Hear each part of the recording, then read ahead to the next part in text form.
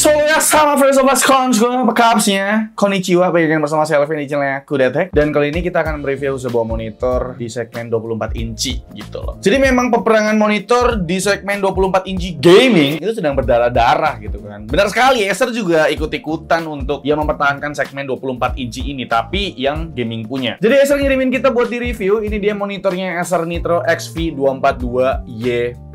Yang memang ini kode produksinya 2020 gitu loh. Dan tahun lalu monitor ini diangkat 3,2 juta. Tapi sekarang karena memang lagi berdarah-darahnya 24 inci, sekarang turun jadi 2,2. 2,3 sih sebenarnya sih. 2299 gitu kan. Nah, Bre, apakah monitor Acer Nitro XV242YP ini bakal jadi primadona selanjutnya? Dan banyak juga sih ya saingannya sih. Tapi oke lah, langsung aja kita review ini dia monitor Acer Nitro XV242YP.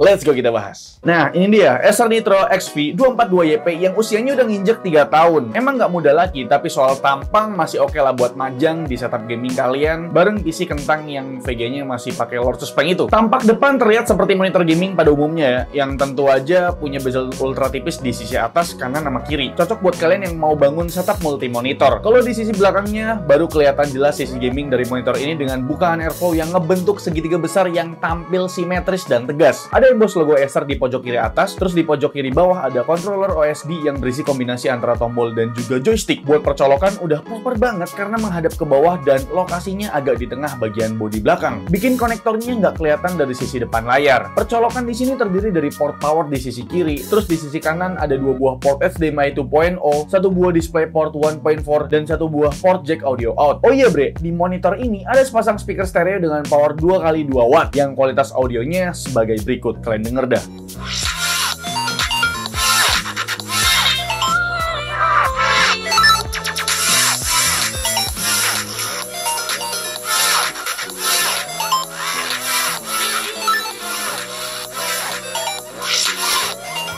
Ya sebenarnya untuk kualitas speakernya biasa aja, standar, nggak begitu power ya karena memang cuma 2 watt doang kan. Ya mungkin buat ya dengerin teman kalian di Discord nggak cukup ya kan. Soal stand dan kakinya, buat ngelepas pasang ke bodi monitor sih gampang banget, tinggal diklik aja ke VESAMON 100x100-nya. Standnya ini tentu pakai bahan metal yang solid. Terus buat kakinya pakai basis metal juga, tapi dikasih cover plastik yang punya bentuk lingkaran dengan detailing merah sebagai rute perkabelan. Cuma rute perkabelan di sini ala kadarnya aja Bre, tetap kelihatan untaian kabel power dan juga kabel display gitu. Ya bisa kalian lihat di sini ya, kabelnya tuh kelihatan banget tuh 2 biji. Mungkin kalau ya manajemen kabelnya agak ditinggiin ke atas mungkin nggak kelihatan tuh kabelnya. Ya, itulah revisinya dari kita ya. Tapi kalau soal ergonomisnya, Acer Nitro XV242YP ini komplit, lengkap, no komplain. Height adjustment naik turun sampai 12 cm, tilting ke atas 5 derajat, tilting ke bawah minus 20 derajat. Rotate cuma bisa ke kanan biar jadi monitor vertikal, dan yang bikin gokil, swivelnya bisa 360 derajat. Cocok juga nih kalau misalkan dipakai buat perkantoran, semisal di meja customer service. Si CS bisa langsung ngarahin layarnya langsung ke arah customer dengan mudahnya, Bre. Lanjut kita ngebahas spesifikasinya. Standar aja sih Bre, nggak ada yang spesial. Panelnya pakai IPS flat berukuran 23,8 inci yang dibuletin ya jadi 24 inci lah. Resolusinya tentu aja masih Full HD 1080p dengan rasio klasik 16:9. Buat tingkat brightness maksimumnya diklaim up to 400 nits dengan rasio kontras khas panel IPS di 1000:1. Buat urusan gaming, panel ini punya refresh rate up to 165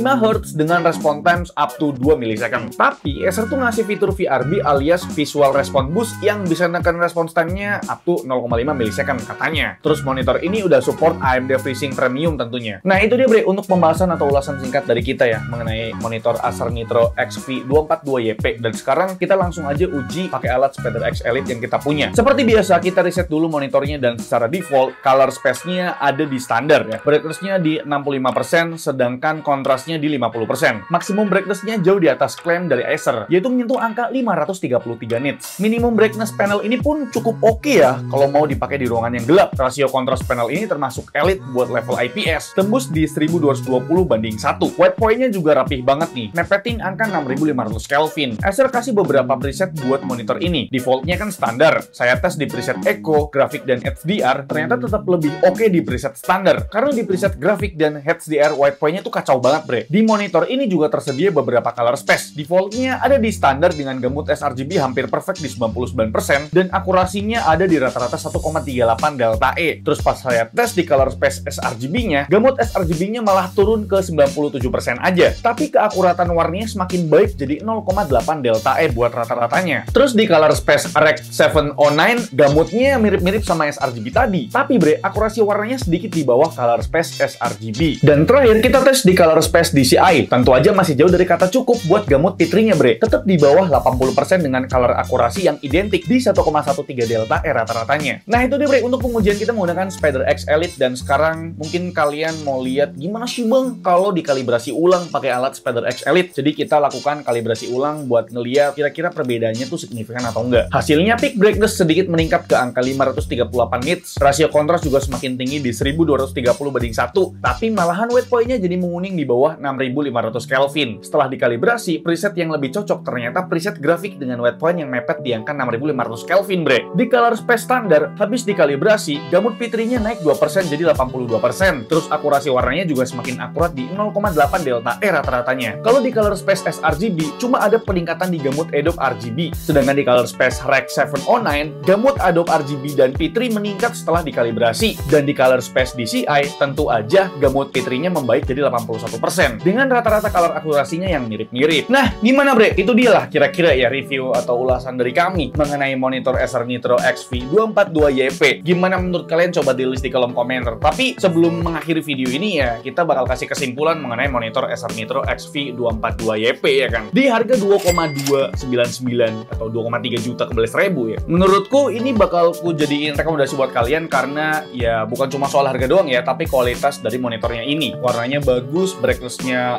melebihi klaim, terus white point-nya oke, punya speaker, terus dia punya stand ergonomisnya lengkap banget ya kan. Ya bisa semuanya sih, yang paling penting bisa vertikal juga. Siapa tahu kalian lagi nyari second monitor yang buat dijadiin vertikal monitor gitu kan. Dan juga untuk sebuah monitor gaming rasanya ini udah cukup lengkap lah. 165 Hz IPS dengan bisa dibilang color akurasinya yang oke. Bisa dijadiin wishlist buat kalian yang sedang mencari monitor. Mungkin yang buat tanya harganya, ini udah harga terbaik dari Acer yang Acer bisa berikan ya. Yang tadinya tahun lalu 3,2 sekarang bisa jadi 2,3. Dibalikin angkanya bre. Dan jangan lupa ya, untuk garansi dari Acer nih ya bagus lah ya, bisa dibilang Acer masih peduli yang ngasih garansi yang lengkap gitu. 3 tahun garansi, baik itu garansi service, panel, dan juga spare part. Dan plus 1 tahun garansi ADP atau accidental damage protection kalau misalkan ya amit-amit monitor kalian jatuh atau terkena air gitu kan, Acer bisa ngasih cover garansi 1 tahun ADP gitu. Jadi gimana menurut kalian? Coba kita diskusi di kolom komentar. Like video ini kalau kalian suka, dislike kalau saya jelek, dan jangan lupa untuk tekan tombol subscribe ya orang merah kalau misalkan kalian belum subscribe channel ini.